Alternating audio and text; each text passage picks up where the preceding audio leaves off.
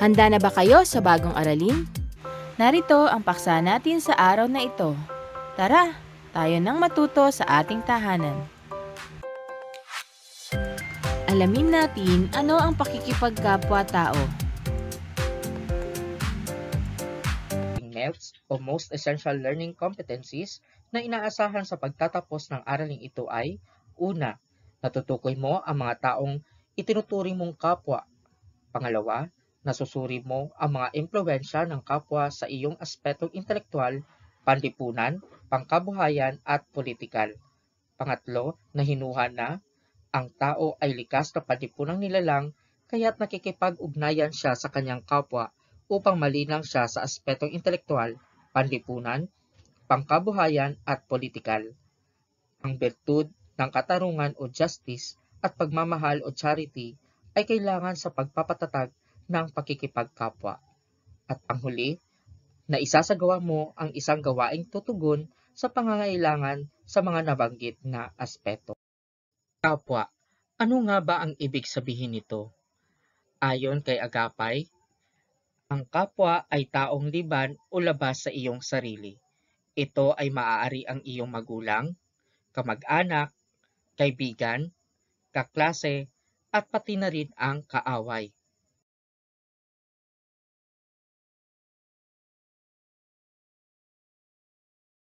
Kapwa, ito ay ang mga tao na nasa iyong paligid na maaaring makatulong sa pagbuo ng iyong pagkatao. Sila ang mga nilalang na maaari mong makaugnayan, hingan at bigyan ng tulong, maging karamay o makasama sa buhay. Ang tao ay sadyang nilikha upang makipag-ugnayan sa kanyang kapwa. Kailangan mo ang iba at kailangan ka rin nila. Makabubuting magtulungan ang bawat isa. Nararapat din na magkaisa, magtulungan, at magdamayan patungo sa kabutihang panlahat. Hindi mo magagawa ang lahat ng bagay na mag-isa lamang.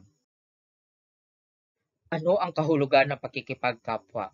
Ayon kay Dr. Patricia B. Licuanan, ang pakikipagkapwa-tao ay isa sa mga kalakasan ng mga Pilipino na ipakikita ito ng mga Pilipino sa pamamagitan ng pagmamalasakit sa kapwa, kakayahang umunawa sa damdamin ng iba o empathy, pagtulong at pakikiramay, bayanihan at sa pagiging mapagpatuloy o hospitable.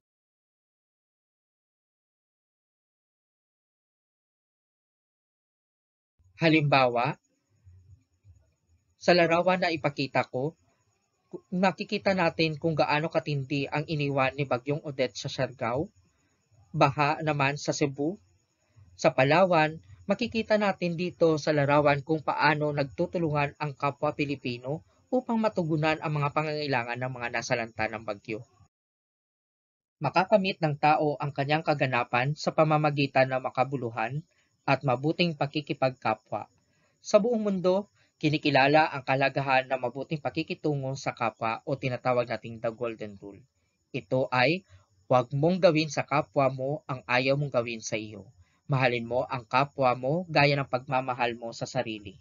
Ito ang tinatawag nating the Golden Rule. Ito ay nakasaad sa banal na kasulatan ni Mateo.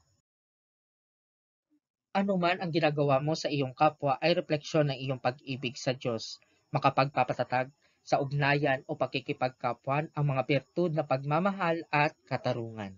Sa iyong pamumuhay, laging isaalang-alang ang paglilingkod sa kapwa.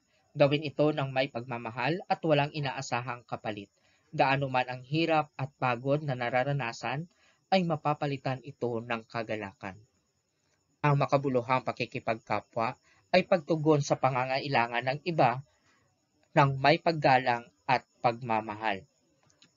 Ang pakikipagkapwa ay napatatatag ang ng mga bertud ng katarungan at pagmamahal. Halimbawa, bawat bagay na material ay may katumbas na halaga, kaya't makatarungan lang na kung aariin natin ang isang bagay, ito ay ating babayaran ng katumbas na halaga. Mag-usap tayo ang kahalagahan ng dialogo. Ano nga ba ang ibig sabihin ng dialogo? Ito ay napakahalaga ng maayos na pakikipag-usap sa kapwa, na ipababatid ang iyong saloobin.